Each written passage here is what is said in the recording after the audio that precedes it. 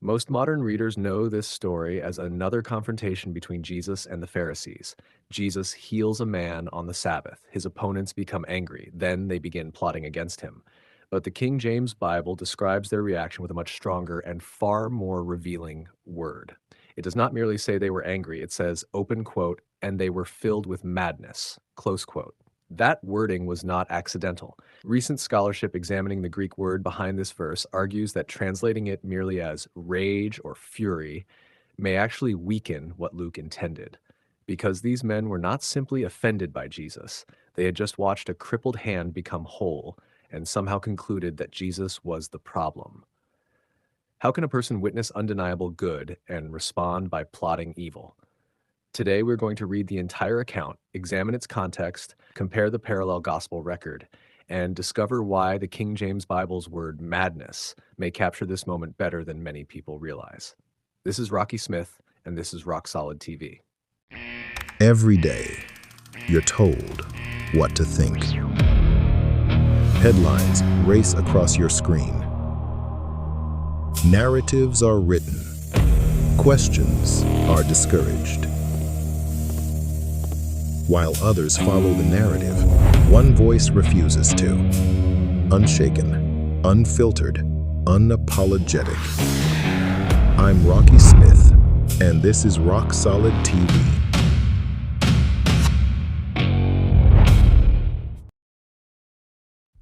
The full context. Before we interpret one word, we need to read the passage in context. Luke chapter 6 begins with one Sabbath controversy and immediately proceeds into another. Luke 6, verse 1 to 11, King James Version. And it came to pass on the second Sabbath after the first that he went through the cornfields, and his disciples plucked the ears of corn, and did eat, rubbing them in their hands. And certain of the Pharisees said unto them, Why do ye that which is not lawful to do on the Sabbath days? Then Jesus answering them said, Have ye not read so much as this, what David did when himself was an hungered, and they which were with him, for how he went into the house of God, and did take and eat the shewbread, and gave also to them that were with him, which it is not lawful to eat but for the priests alone?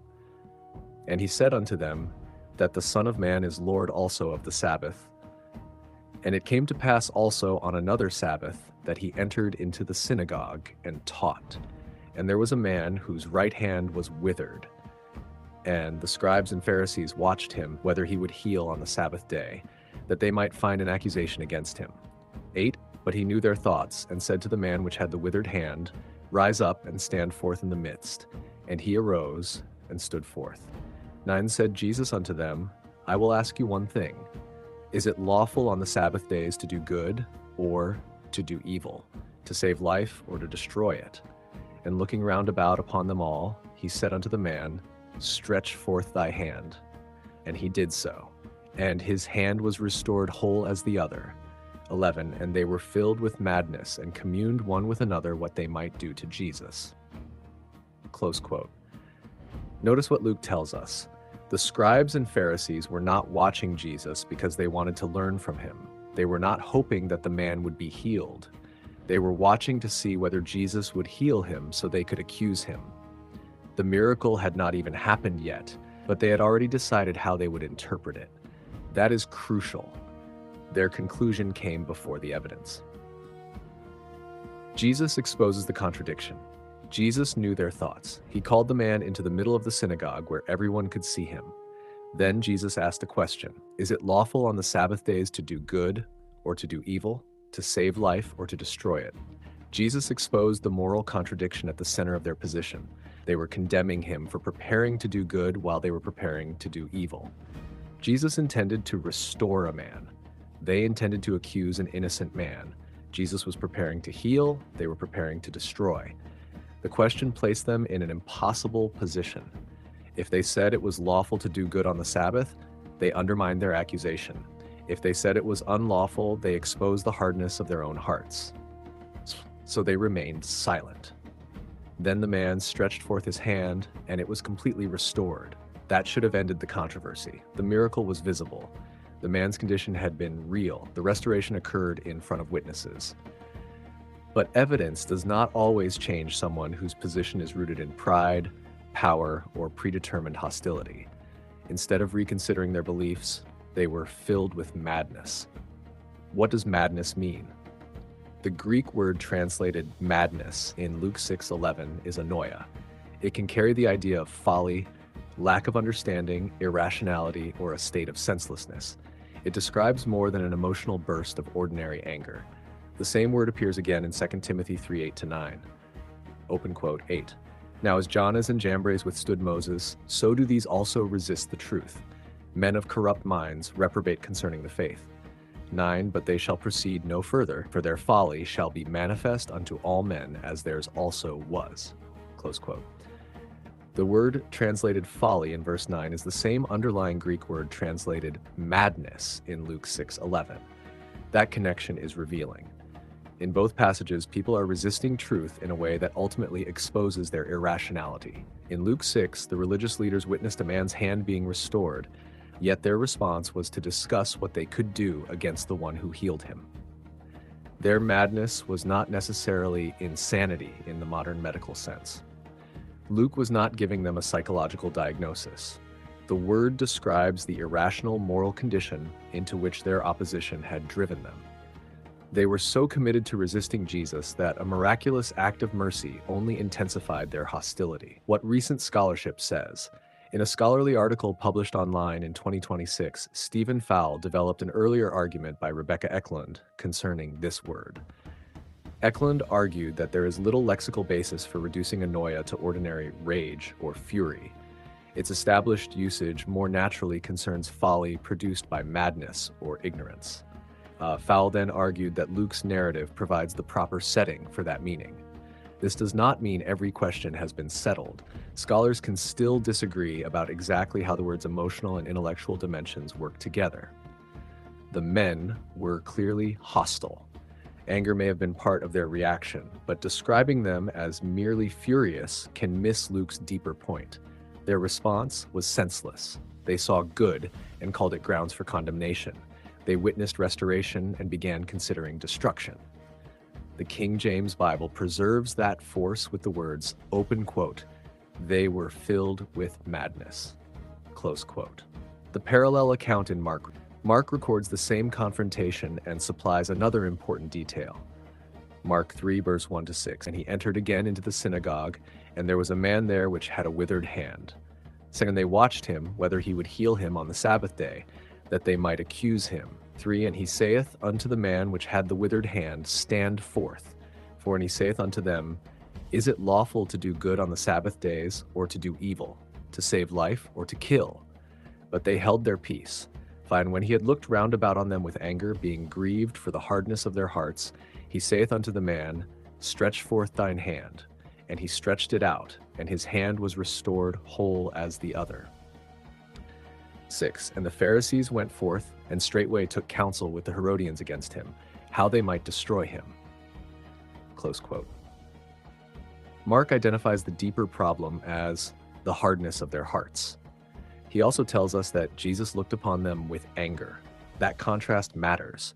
The Bible does not teach that all anger is madness. Jesus was angry because people were placing their traditions, accusations, and power above mercy and truth. His anger was joined with grief over their hardened hearts. Their reaction was different. They saw the miracle, left the synagogue, joined forces with the Herodians, and discussed how they might destroy Jesus. The Pharisees and Herodians were not natural allies. They represented significantly different interests, but hatred of the truth can unite people who otherwise have little in common. When evidence threatens identity, this account reveals something about human nature. We often imagine that if people are shown enough evidence, they will automatically change their minds. Sometimes they do. But evidence can have the opposite effect when accepting it would threaten someone's pride, authority, reputation, income, or identity. The religious leaders were not merely being asked to acknowledge a healed hand. They were being confronted with the possibility that their judgment of Jesus was wrong. Admitting that would have forced them to reconsider their authority, their interpretation of the Sabbath, and their public opposition to Christ. Instead of surrendering their position, they hardened it. The miracle did not create their hostility, it exposed it. Their determination to resist Jesus had reached the point where mercy looked threatening and truth looked dangerous. That is the madness Luke describes. A necessary warning. We should be careful not to use this passage merely as a weapon against the Pharisees. The easier lesson is to condemn people who rejected Jesus 2,000 years ago. The harder lesson is to ask whether we can do the same thing. Can tradition become more important to us than Scripture? Can protecting a religious institution become more important than acknowledging truth? Can we decide what we believe before examining the evidence? Can pride cause us to reject correction even when the truth is directly in front of us? The danger is not confined to one ancient group. Any person can become so committed to defending a position that contrary evidence produces hostility instead of humility. Conclusion. Why does the King James Bible say they were filled with madness? Because Luke was describing more than anger. He was exposing the irrationality of men who watched Jesus restore a crippled hand and responded by plotting against him. The scholarly evidence supports taking annoia seriously as madness, folly, or senselessness, not merely ordinary fury. The KJV's wording is therefore not an outdated exaggeration. It captures an important part of Luke's message. These men had reached the point where they could witness undeniable good and treat it as evil. They could see restoration and desire destruction. They could watch truth unfold before their eyes and still choose their predetermined conclusion. That is more than disagreement. That is what happens when pride hardens the heart and resistance to truth becomes madness. But do not take my word for it. Read all of Luke chapter 6. Compare it with Mark chapter 3. Examine the complete context and decide whether Luke was merely describing angry men or something far more serious. Question everything. Prove all things. Wake up, stand firm, stay rock solid. What if there's more to the story than what you've been told? At Rock Solid TV, we dig deeper into hidden history, controversial Bible topics, government programs, propaganda, and the stories others overlook. Watch original documentaries, read exclusive books and investigations, discover music, courses, and more all in one place. No corporate sponsors, no middleman. Independent content built for people willing to question the official story. Question everything. Prove all things. Visit rock-solid-tv.com today.